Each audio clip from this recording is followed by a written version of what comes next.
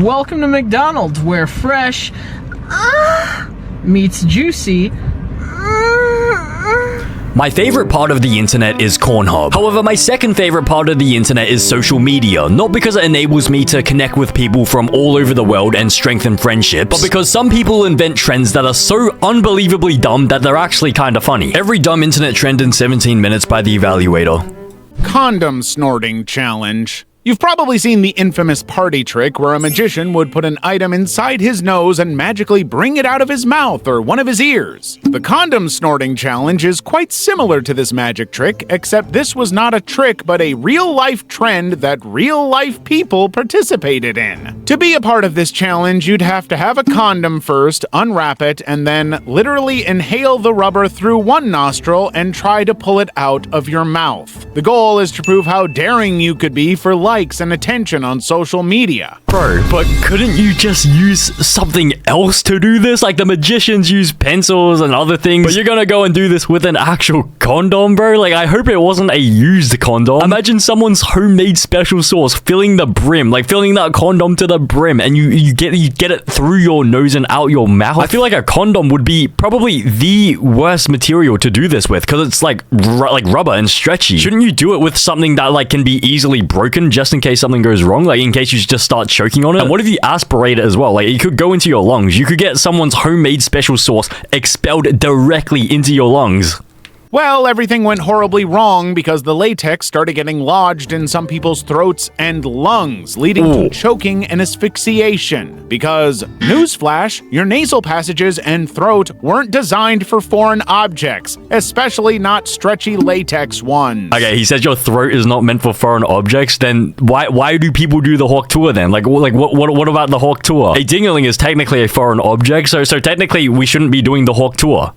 Vodka eyeballing. It's the weekend and your parents are out of town. Just like any normal teenager, you decide to throw a party and invited almost everyone from school. There were more than enough snacks and the drinks were flowing, and before you knew it, the party had taken a wild turn. To intensify the wildness, you decided to show off a new drinking trick you saw on the internet a few days ago. While everyone watched in silence, you poured vodka into a cup, tilted your head back, opened one eye, and poured the vodka straight into it like it's a medicated eye drop. Before you do the same thing to your other eye, you explain to your audience that this is the ultimate way to get drunk faster. And one by one, everyone started doing the same thing. But wouldn't that severely burn your eyes? Like, I can imagine, like, alcohol. Like, if you've ever put alcohol on, like, a cut or anything, like, alcohol hurts on, like, a cut. Because alcohol was used to, like, clean your cuts and everything. But it hurts so much compared to if you just put water. And so I assume the same thing happens with vodka eyeballing. As soon as you put the alcohol into your eyes are going to burn like crazy.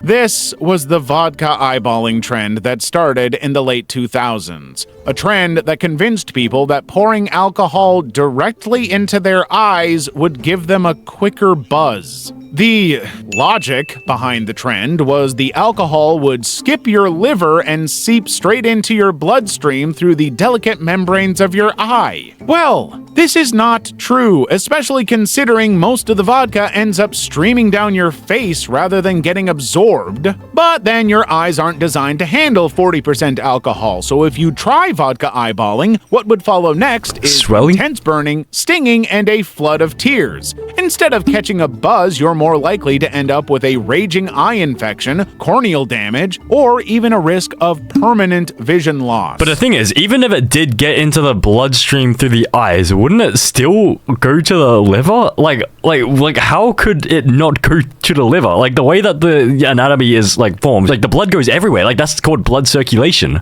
Gallon smashing challenge. So let's say you're at the grocery store, scanning through a section of junk food when you suddenly hear a loud crash behind you, followed by a splash that sounds like a tidal wave magically appeared and hit aisle 5. You turn around to see a teenager sprawled on the floor, drenched in milk with a smashed gallon jug beside them. A teenager drowned in milk. Okay, so is aka the Diddy Party? Is this the Diddy Party? Somehow we've brought the Diddy Party to our local Walmart. Walmart. But I can sort of tell where this is going. So I assume this is like, you know, you smash milk and you slip on it so that you can, you know, claim a lawsuit. Like you can get like file a lawsuit against Walmart. But to be fair, in 2015, someone won $17 million from Walmart after like legitimately slipping on something. Maybe it was milk. Actually, she was knocked over by someone, but I'm pretty sure there are milk cases over here. And so honestly, for $17 million, like is this trend a good thing? I mean, yeah, of course, don't try any of these trends at home. But at the same time, I can sort of see like what they were sort of like trying to like, you know, envision.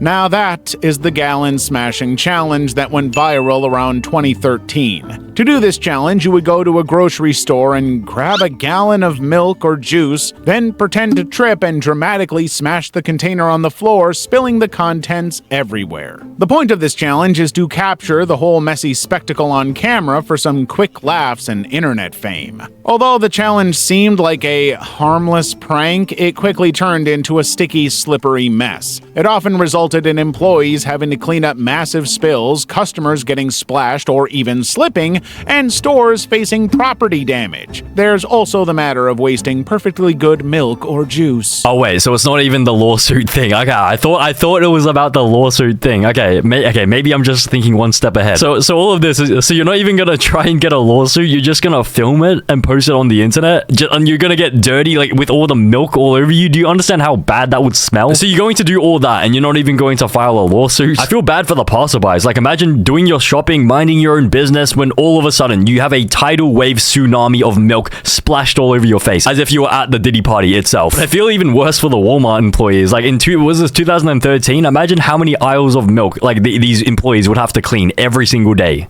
Kylie Jenner Lip Challenge.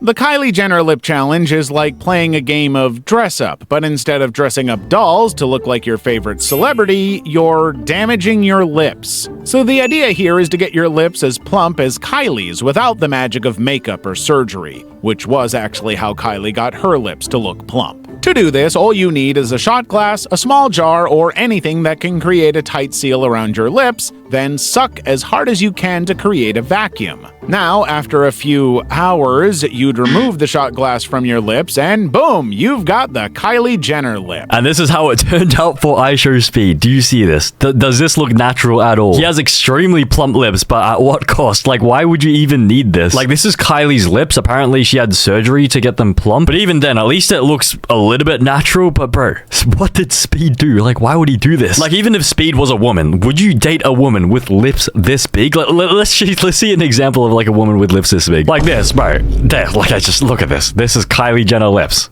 Would you date this person? Just because someone has big lips doesn't make them immediately attractive. She looks like she's wearing like a gummy lolly instead of her lip, but these are her like real lips. Like she looks like she just put one of these in front of her mouth, but it's her actual lips. Everyone jumped into this trend in 2015 hoping to achieve those famous Kardashian pouts. But instead of achieving the desired full look, participants often ended up with lips that looked like they lost a fight with a wasp. People had bruises, swelling, and even busted lips were all part of the fun. Although, fun is probably not the right word when your mouth looks like a cartoon character after an anvil falls on them. What many didn't realize was that the suction could cause blood vessels in the lips to burst, leading to pain, discoloration, and sometimes even permanently looking like this. And I assume that's what may have happened to this person. Jesus Christ. Bro, she wouldn't have been bad without, like, the lips. Like, if you just get rid of the lips, she's not that bad looking. But if you look at the lips now, bro, it looks like she is about to give the meanest hawk tour humanly possible. I bet her mouth lips are even squishier than her lasagna lips, if you know what I'm saying. Oh my god, look at this as well. Jesus Christ. This woman is on an insane mewing streak. How is that humanly possible? The Take a Bite Challenge. As a kid, you were probably dared by your friend to lick a frozen pole, and you did it because, well, you didn't want to be a chicken. Now imagine that same dare, but instead of a frozen pole, it's a bar of soap, a stick of deodorant, or a raw onion. Well, that was basically the Take a Bite Challenge, where the only thing dumber than the dare itself is the decision to do it. Okay, to be fair, I may or may not have stuck my dingling to a frozen pole before, and it may or may not have been stuck there, and I may or may not have had to wait there for 20 minutes until the police came and like with some warm water and just like helped me get off because I didn't know who else to call. But anyways, this is definitely a bit of a strange challenge. Taking a bite of soap. Soap is obviously not edible, and we're just going to be eating a bunch of non-edible stuff, okay? that seems like a great way to, you know, ruin your health and potentially get cancer.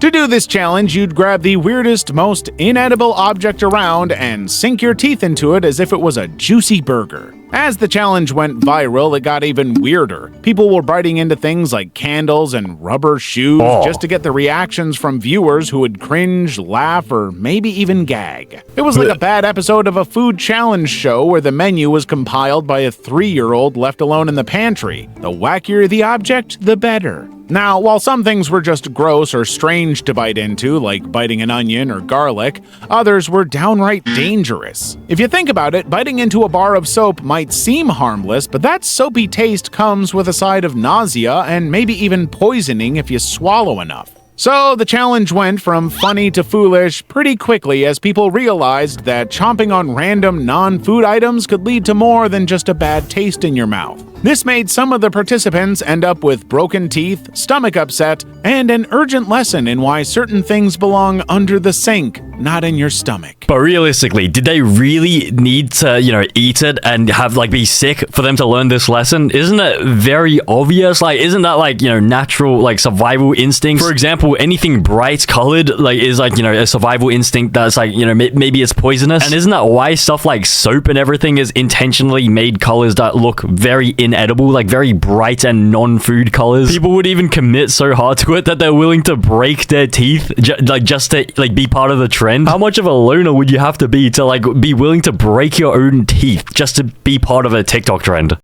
Tide Pod Challenge.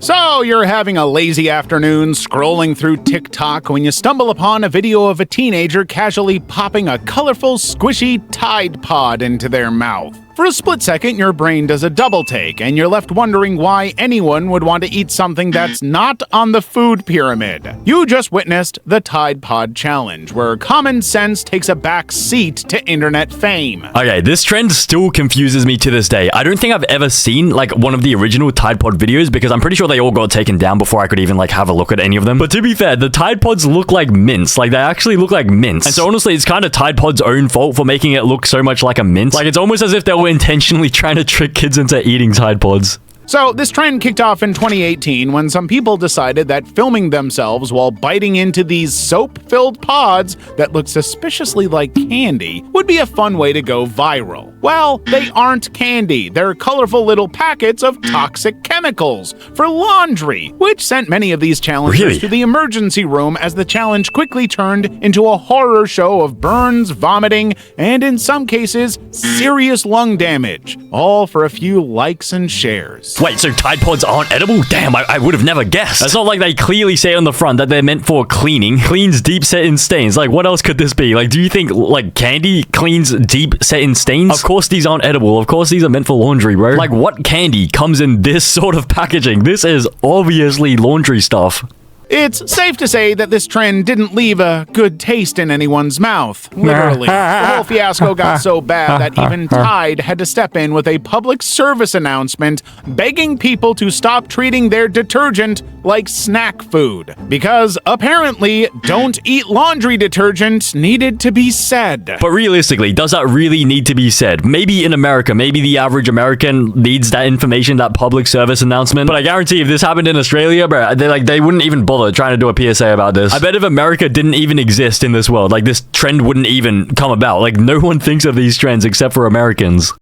Bird Box Challenge. The Bird Box Challenge was inspired by the 2018 film Bird Box, where people had to navigate the world blindfolded to avoid certain doom. So, just like any other dumb trend, some people thought it would be fun to replicate the idea in the movie and move around doing their everyday tasks blindfolded. Great, so we're just gonna be intentionally nerfing ourselves for absolutely no reason. But to be fair, I haven't seen the movie Bird Box, so maybe if you get rid of your sight, your other senses enhance. Is that the theory? So maybe it's technically a buff, maybe?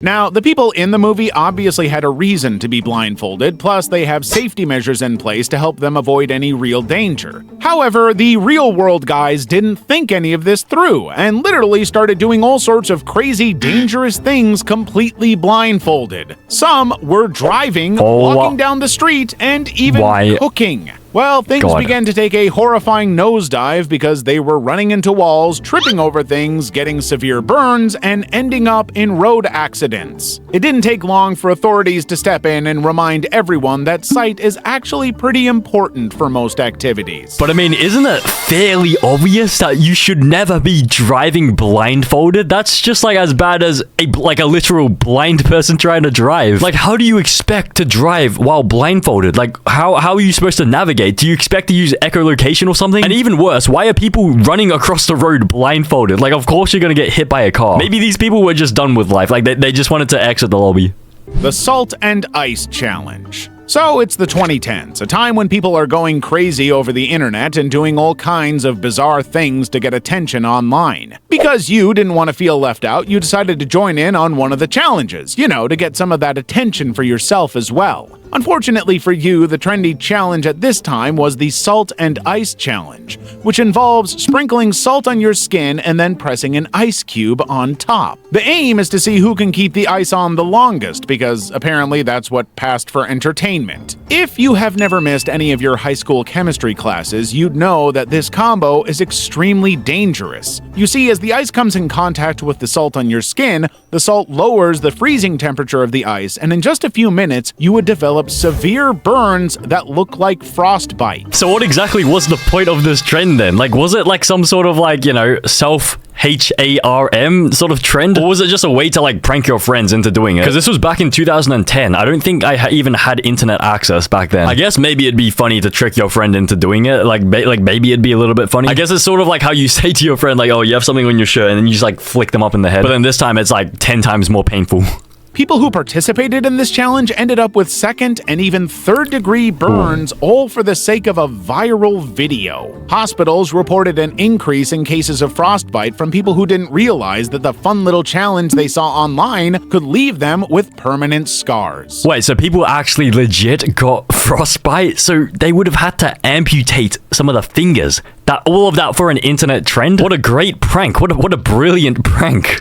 Cinnamon Challenge. One evening, you're hanging out with your friends, just trolling and daring each other casually, but one of your friends decides to spice up the dare by betting that you can't swallow a spoonful of cinnamon in one go. So, you accept the challenge. It's just a simple kitchen ingredient, right? But as soon as you scoop that spoonful of cinnamon powder into your mouth, it's like you've unleashed a dragon inside your mouth. You'll be left choking, wheezing, and coughing like crazy. I've seen videos about this. I've seen a ton of random like old school cinnamon challenges where people use like whole soup ladles. But me personally, I've never tried this before, and I do not intend on trying this ever, because I can already tell what's gonna happen. Like, I'm going to inhale like the fine powder. It's gonna get into my lungs, and I'm going to perhaps die of an asthma attack, even though I don't even have asthma. Also, it's gonna be very spicy. Like, I assume cinnamon is pretty spicy. It'd be sort of the equivalent of maybe like eating a whole teaspoon of, I don't know, like chili powder or something.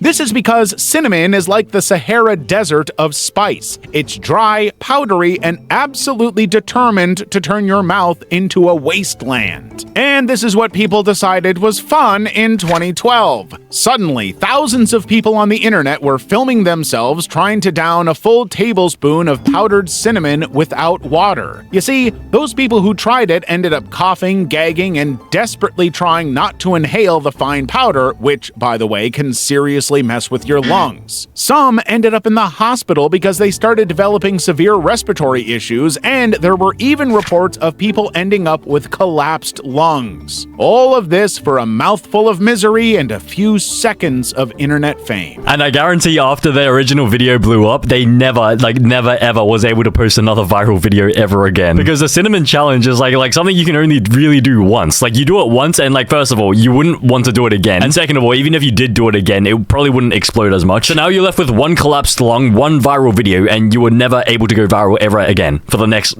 like 13 years. Like, is that how many years it's been? Milk Crate Challenge. Let's say you're at a backyard barbecue when you spot a stack of milk crates. Instead of using them to store drinks or supplies, you come up with the bright idea to stack the crates into a giant pyramid and see who can walk across them. Because, naturally, nothing seems quite as fun like balancing on a shaky tower of plastic. Since it was your idea, you go first while the others watch. You step onto the first crate, feeling like a tightrope walker, and by the time you're halfway up, your knees start to wobble. As you reach the top, the crates collapse, sending you and your dignity crashing down into a pile of plastic and grass. Wow, what a great way, a brilliant way to break your back in 20 different places. Like, there's no way you fall from that height, and after landing, like, back first onto the crates, there's no way you come out of that completely uninjured. Even if you don't break your back, you're at least gonna get some sort of sprain. This absolutely dumb challenge was termed the Milk Crate Challenge, where the only thing higher than the crates are your chances of ending up in the ER. What started as a silly stunt quickly turned into a viral sensation in 2021, with people all over the world attempting to conquer these wobbly towers. As you can imagine, most attempts ended in disaster, with participants toppling over and suffering from broken bones, dislocated joints, and a whole lot of regret. However, even with the clear dangers, people kept trying because what's a little risk when there's internet fame at stake? But as the number of injuries skyrocketed, doctors and safety experts began to caution everyone to step away from the crates. But the thing is, based on the actual TikToks that were posted about this challenge, I'm pretty sure 95% of those videos, they showed someone falling and getting seriously injured. And so that means people would have seen that video and thought to themselves, you know what, that seems like a great idea. And so they actually went to all that effort to set up that milk crate pyramid and try it themselves, even though every single video they've seen on TikTok, someone ended up injured. Like, maybe they thought they were the Alpha Sigma male and that they could still do it, even though, like, 95% of people couldn't do it. Like, they thought they were him. They thought they were different. And, like, of course, they just end up, like, with a broken back, a severely, brutally broken back. Kiki Challenge. In 2018, singer Drake's song In My Feelings became a hit, and of course, with any hit, people started to create trends for the song. Finally, one stuck out and was aptly named the Kiki Challenge. Basically, if you were participating in this trend, you would get out of a moving vehicle and try to dance alongside the car. But doesn't that mean that if you're getting out of your moving vehicle and dancing alongside the car, who the frick is driving the car? Doesn't that mean your car can just run away from you and just crash into a wall when you're not in there? Like, do you expect to be able to run after your car that fast? I guarantee when some people go out in their car to start dancing, their car just absolutely took off without them.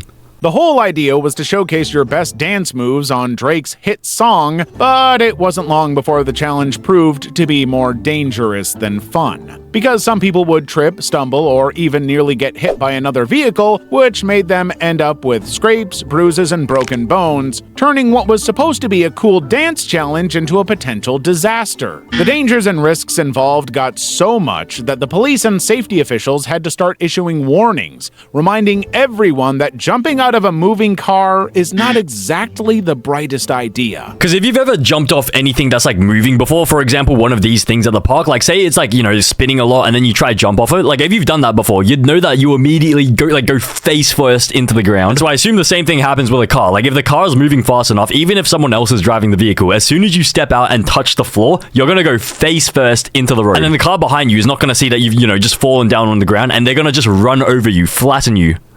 Hot Pepper Challenge. Have you ever tasted hot chili? Let's say you mistakenly got some in your mouth without knowing, or a friend dared you to just have one bite. Now imagine the pain you felt and multiply that by 100, and that would probably give you an idea of just how dumb and dangerous this particular trend was. Basically, if you were participating in this trend, you would first of all buy several bowls of the spiciest peppers like the Carolina Reaper and ghost peppers. You know, the hotter the better. Then you would literally start stuffing them in your mouth like candy while filming yourself. The goal is to endure the intense heat without reaching for a glass of milk, water, or anything else that might soothe the fiery inferno in your mouth. It's basically an extreme version of a spicy food challenge. Yeah, I'm not gonna lie, I haven't done this exact thing before, but like, yeah, like when I'm with my, like when I was younger, like when I was younger with my cousins at like restaurants and stuff, sometimes there would be chopped up chilies, and you know, we'd dare each other to eat like a whole piece, like a tiny piece of the chopped up chili. But those were like, you know, those were normal chilies, like normal heat, like normal, like it's not like intense heat. But if you're doing this with like Carolina Reapers, yeah, that is when it gets a little bit dangerous, like very dangerous. Like I don't think it's too dangerous to do it with like one very mild chili, like you just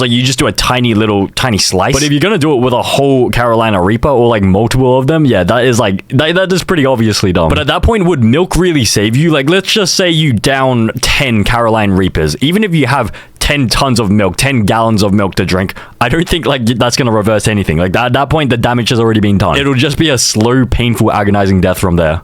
Your mouth would literally feel like you've swallowed a live volcano, and your eyes would start to water like you've just watched the saddest movie ever, but it's not from emotion, it's from sheer, unrelenting pain. But the pain doesn't end here. Your throat feels like it's closing in on itself, and your stomach starts to churn like you've swallowed a batch of burning coals. As the heat just keeps building, you start to regret every choice that led you to this moment. You're convinced this is what dragons must feel like after a bad meal. The hot pepper challenge seemed like a harmless bit of fun, but as you sit there sweating with your tongue on fire and your dignity in tatters, it's clear that some things are better left uneaten. Those super hot peppers pack a punch more suited for a daredevil stunt than a snack. And while the challenge might get you some likes online, the aftermath is a lot less fun, especially when you're left batting a full body meltdown. But the thing is, like with this challenge, I'm pretty sure it's possible to die after eating extremely hot chili peppers. I'm surprised this guy didn't mention the deaths because, like, to be honest, like the heat is not really that much of an issue. As long as you survive,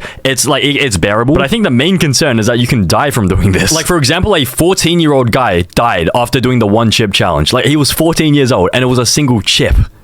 Banana peel challenge. You've probably seen cartoons where a cartoon character would step on a banana peel, slip, and do a ridiculous tumble before falling on its face. The Tom and Jerry cartoons were filled with scenes like this. Well, some people decided to do the real-life version of it. So the idea here was simple. Throw a banana peel on the ground, then try to walk or run over it without slipping. And that is the banana peel challenge. Bro, but do these people not realize that the cartoons are based on, you know, things that happen in real life? Like, do they not realize that the reason why people slip on bananas in cartoons is because in real life you can slip on a banana as well? Have you never eaten a banana, like felt the peel? The peel is very slippery. Like if you try to rub the peel against itself, it is pretty slippery. Like surely you'd realize there's a reason why the stereotype is slipping on a banana peel, because banana peels are just slippery.